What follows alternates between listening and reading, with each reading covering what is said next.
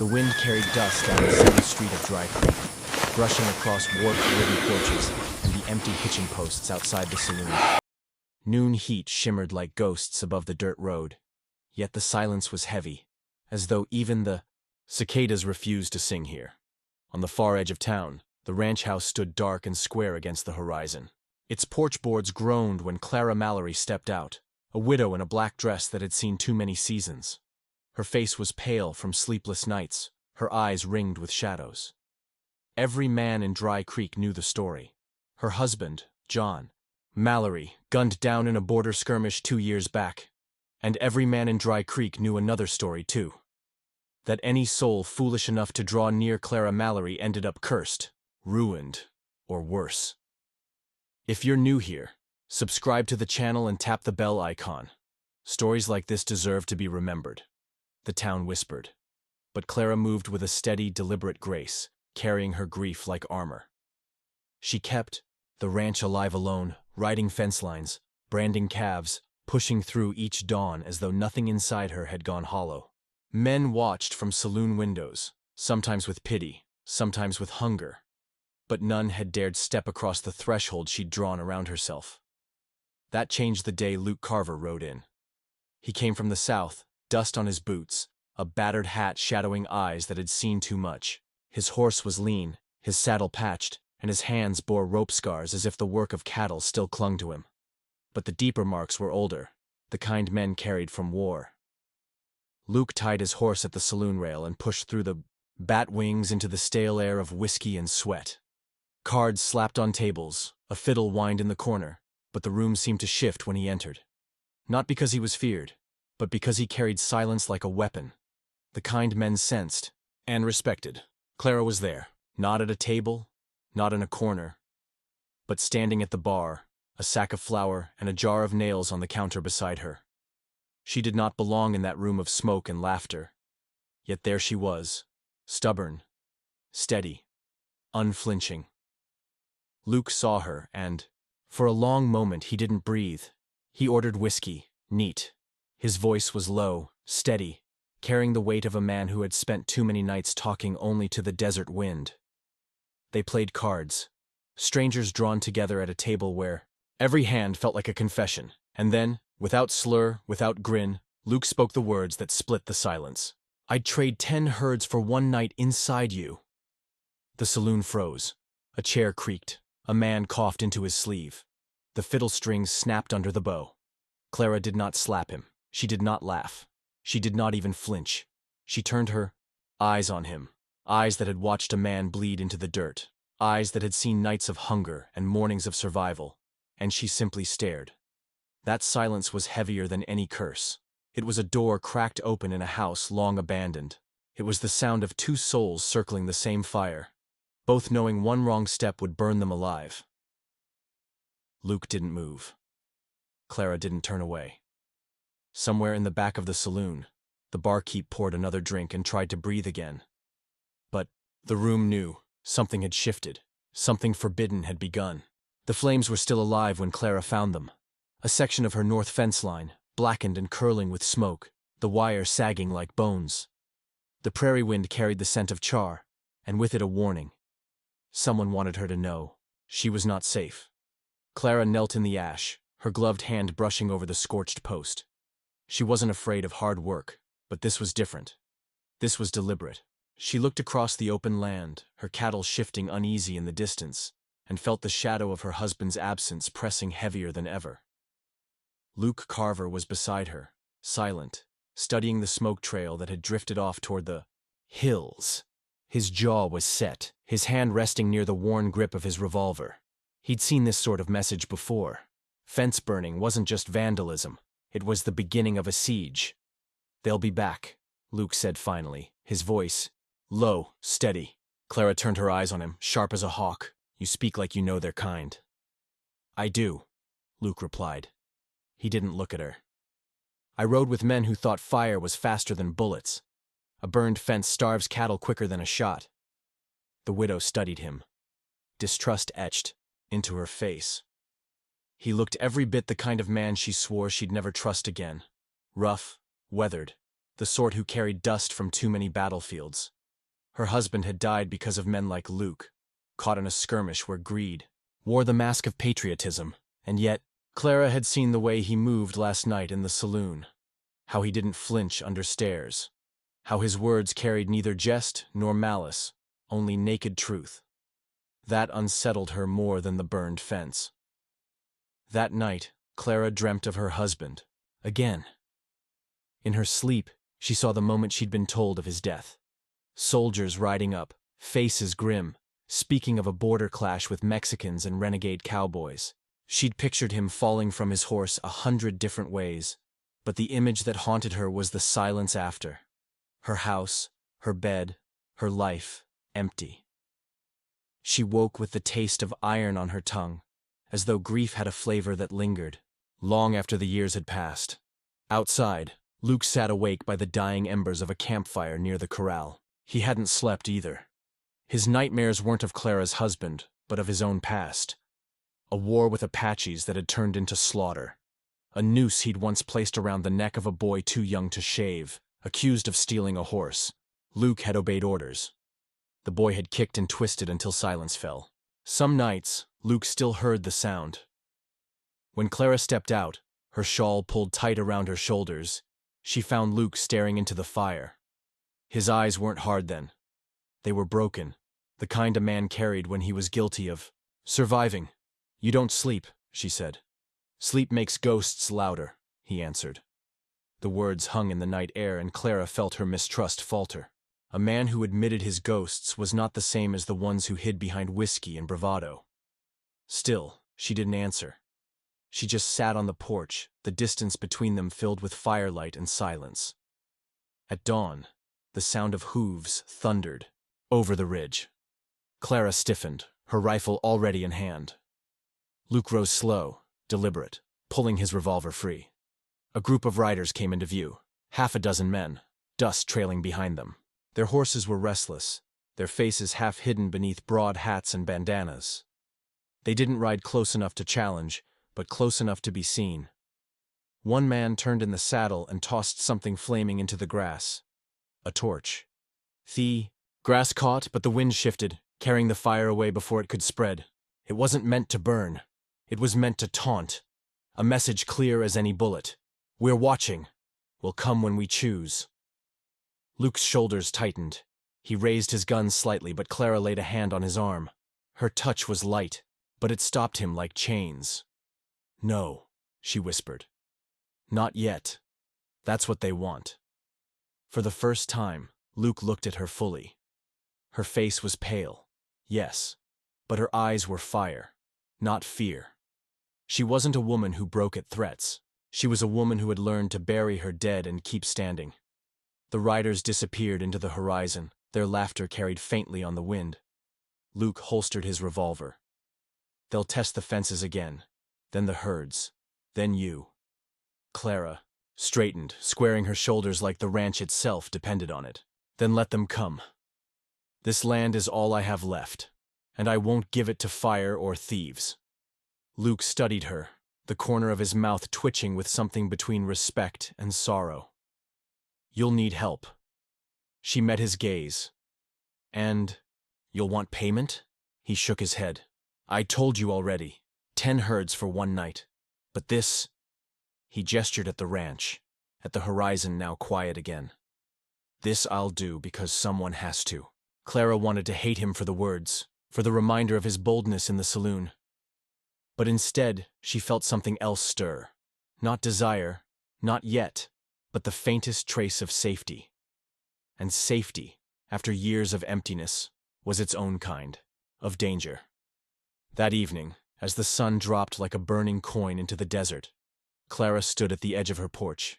Luke rode the fence line, checking the repairs they'd started, his silhouette sharp against the red sky. The world was no safer, the threats no smaller. But for the first time since John Mallory's death, Clara did not feel entirely alone. The wind lifted, carrying the smell of charred wood from the ruined fence. It mixed with the scent of cattle, leather, and smoke, filling her lungs with both fear and something like resolve. The land had been marked, the widow had been warned. Cowboy had stayed, and together they waited for the ghosts on the horizon to ride back again. The day broke hot, a merciless sun pressing down on the wide valley. Clara swung her axe into the fence post while Luke steadied the wire, his sleeves rolled, arms scarred, sweat running down his jawline. The smell of scorched earth still lingered, from the fire. It clung to the air like a ghost that refused to leave. They worked in silence for hours, the creak of the wire, the ring of hammer against nail, the only sounds beside the restless lowing of cattle in the distance. Clara did not speak, but her eyes strayed toward him more than once. The way his shoulders carried weight like they'd never known rest, the way he didn't ask for thanks, didn't fill silence with noise. By noon, the herd was restless. The riders who had burned her fence had not returned, but their shadow hung over the fields. Luke rode out with Clara to drive the cattle deeper into the pasture, away from the exposed edge near the hills. The work was rough, the animals stubborn, but Luke's voice was steady when he called commands. Clara noticed how the cattle followed. His tone, not just his movements. He was a man used to leading by presence, not force. When they reached the ridge, Clara pulled her horse to a stop. She scanned the horizon, wide, empty, stretching into eternity. Yet she felt eyes on her, as though somewhere beyond the dry ridges those riders were watching. Luke slowed beside her, his horse blowing hard. "They'll come back," he said quietly. Clara turned her face toward him, her eyes sharp. "And you'll be here waiting?" He held her gaze. "If you'll have me." By evening, clouds rolled in thick and black. A storm gathered sudden, as breath, lightning flashing against the western sky. Clara and Luke hurried the cattle into the lower pasture, but rain broke before they reached the barn. The two of them stumbled inside just as the downpour turned the earth to rivers of mud. The storm roared. Thunder shook the beams overhead. In the flicker of lantern light, Clara set a blanket around her shoulders, damp hair clinging to her face. Luke stood near the door, rain dripping from his hat brim, his chest rising with slow breaths. For a long while, neither spoke. The storm was enough. Then Clara broke the silence. "My husband used to fear thunder. Not the gunfire, not the war. Thunder. Said it sounded too much like the dead waking." She laughed, soft, bitter. "I thought it was foolish. But now I hear it too." Luke turned, his face shadowed by the lantern glow. "I hear worse." She looked at him, the storm lighting her. "Eyes. What is it you hear?" He hesitated, then stepped closer. The air smelled of wet wood and hay, rain hammering against the roof. His voice was low, almost broken. "A boy I hanged. 16 maybe. Said he stole a horse. I didn't want to. Orders came down and I—" He stopped, swallowing hard. He begged, then he cursed. And when it was done, he swung quiet. That quiet's followed me every night since. Clara stared at him, her breath caught. She had not expected confession, not from a man like Luke. But in that moment, she saw the weight he carried, and it mirrored her own. Her voice was soft when she spoke. "I lie awake too. I see John's face, but not the way he lived. I see him dead, always dead. His body, his blood, every night. And I wonder if loving again is betrayal." The lantern flickered. Luke's hand twitched at his side as though he wanted to reach for her. But he did not. "Betrayal," he said quietly, "is lying to yourself about what your heart needs." Clara's breath shook. She pulled the blanket tighter. "And what does yours need, Luke Carver?" He didn't move. His eyes held hers across the lantern glow. "You know what I said? 10 herds for one night inside you." The words landed heavy, same as in the saloon but different here. There was no whiskey, no crowd, no show of boldness. Here, there was only the storm, the two of them, and truth, laid bare. Clara's lips parted, but no words came. Her heart pounded with both anger and longing. At last she whispered, "Not tonight." Luke nodded once. Slow, respectful. "Then I'll wait." The storm lasted hours. The barn shook with thunder, rain beating against the roof until the world outside was nothing but water. Inside, they sat across from each other, silent, wrapped in the scent of rain and lantern smoke. Time passed. Clara leaned her head back against the wall, her eyes closing, exhaustion taking her at last.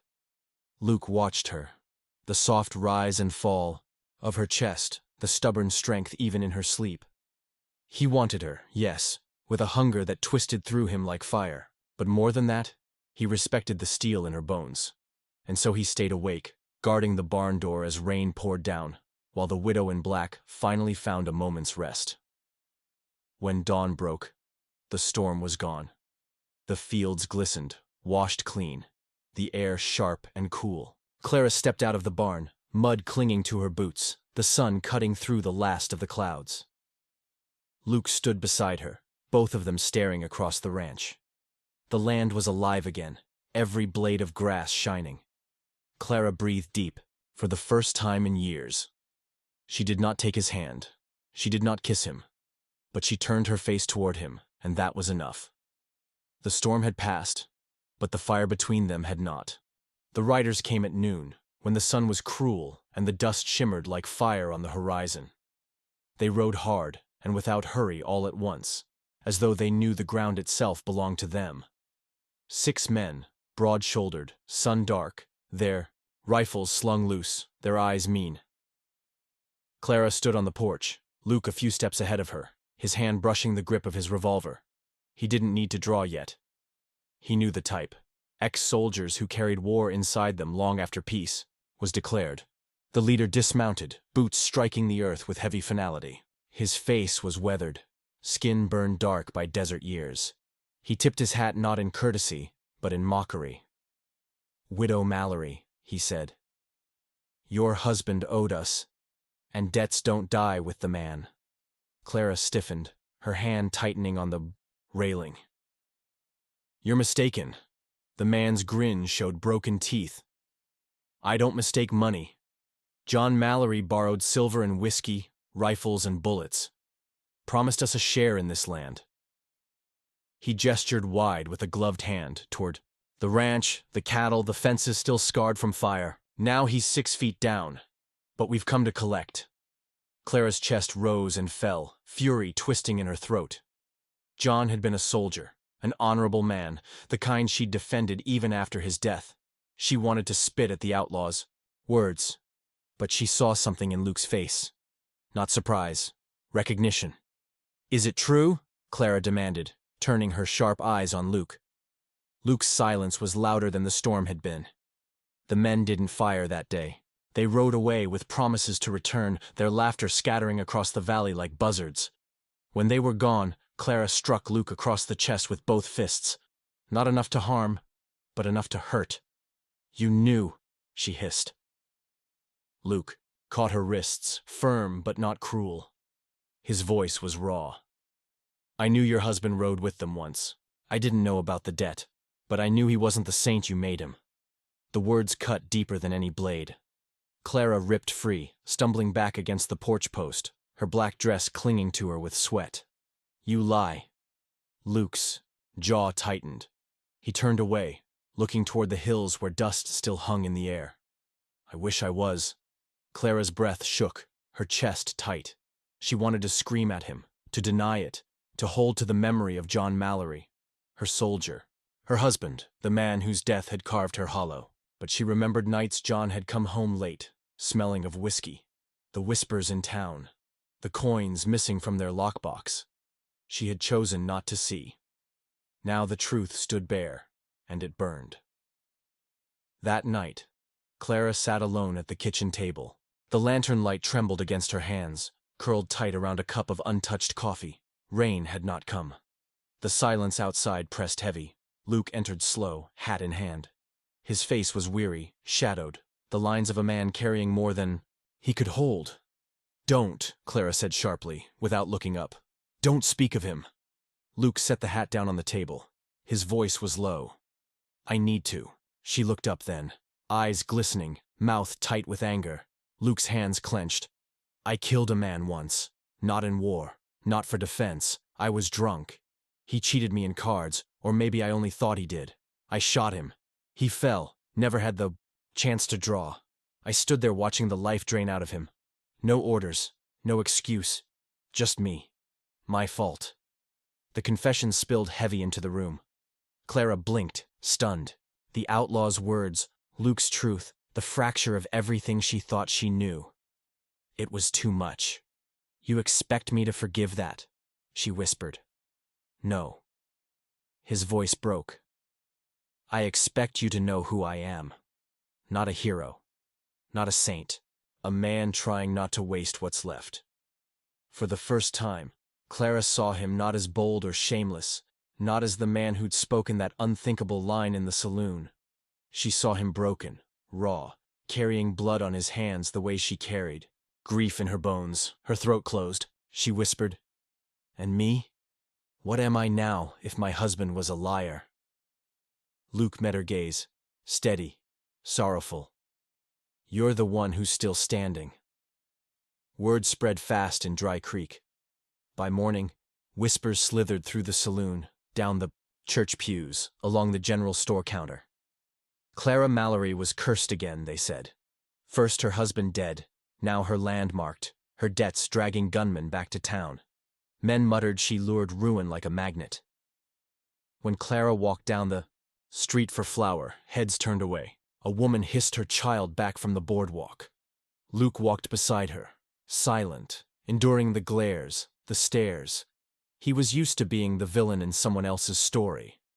But Clara, she carried herself tall, her chin high, though her eyes burned with shame.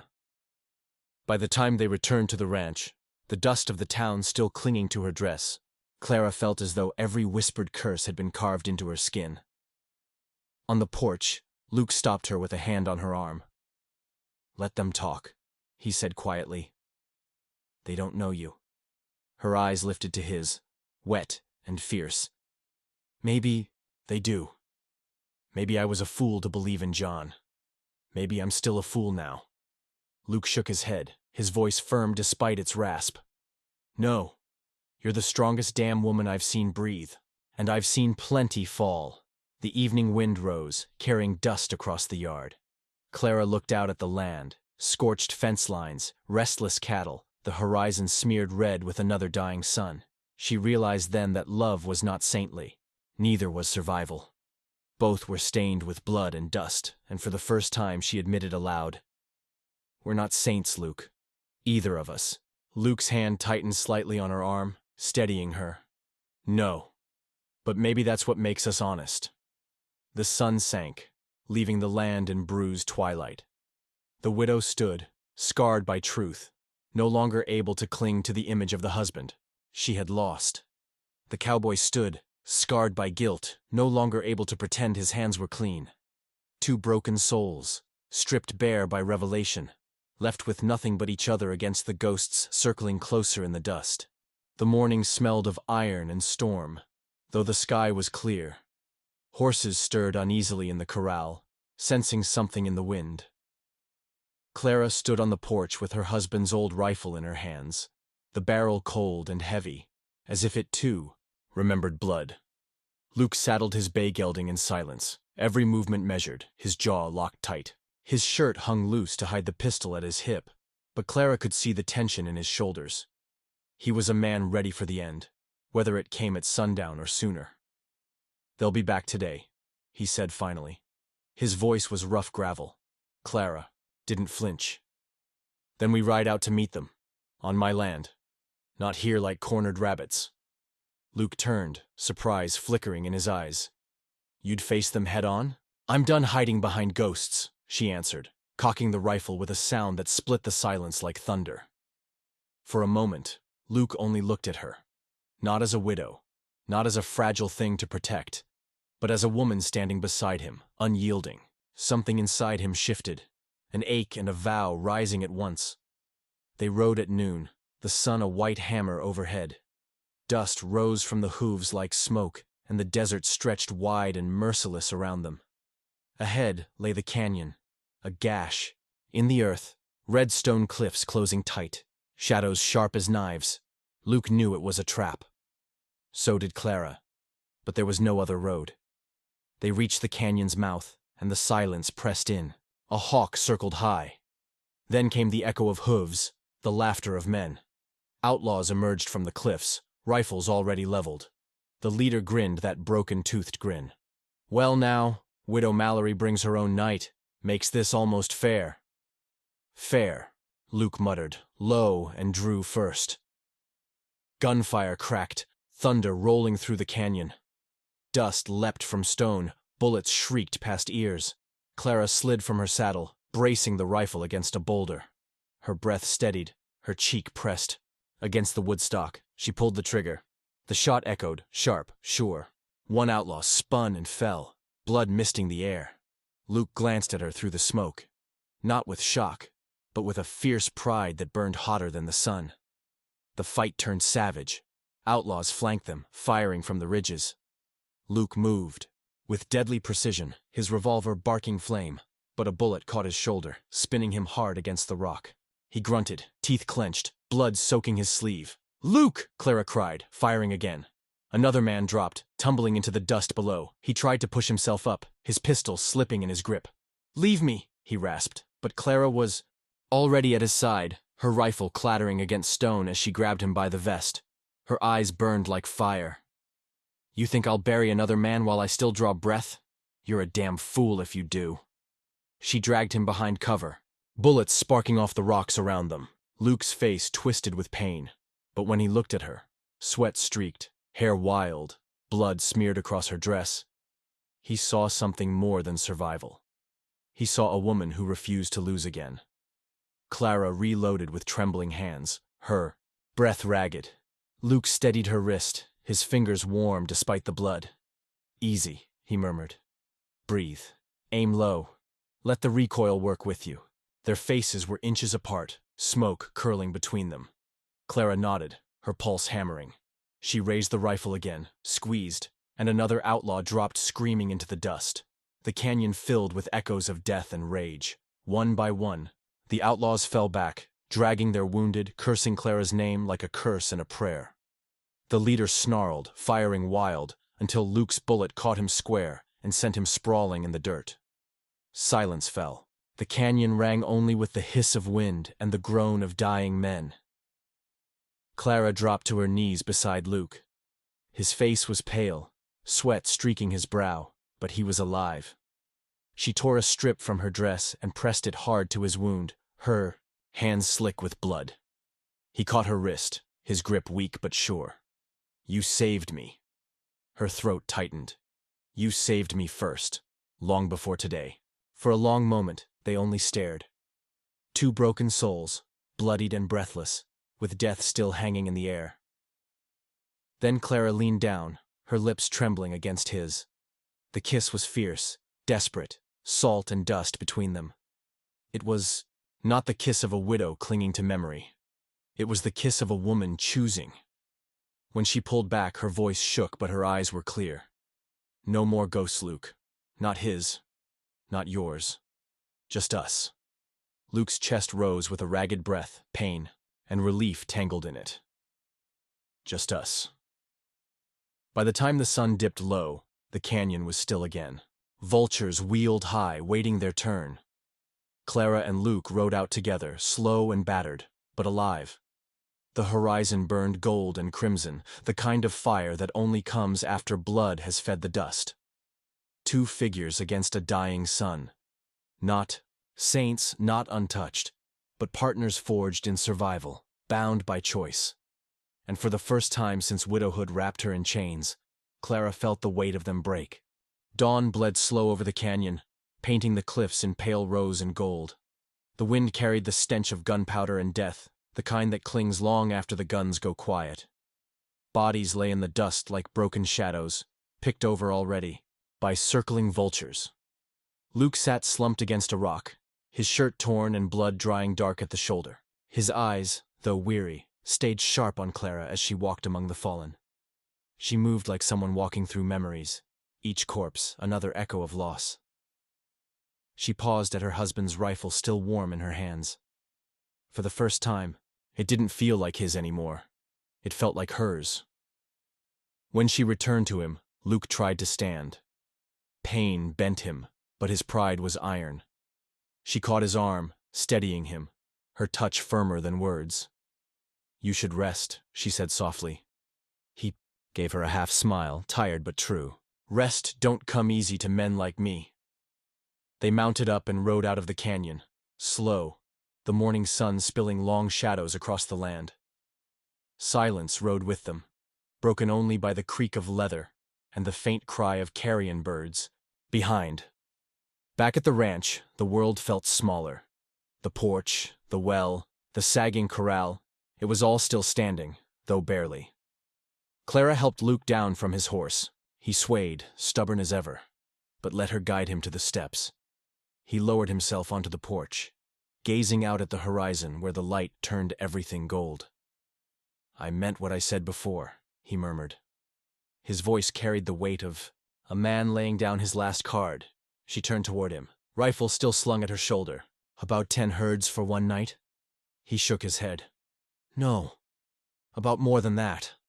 His eyes locked on hers, clear despite the pain. "I ain't askin' for a night, Clara. I'm askin' for a life. Yours with mine. As long as the good Lord lets me ride." The words hung in the air, heavier than gun smoke. Clara felt her throat tighten. Images rushed in.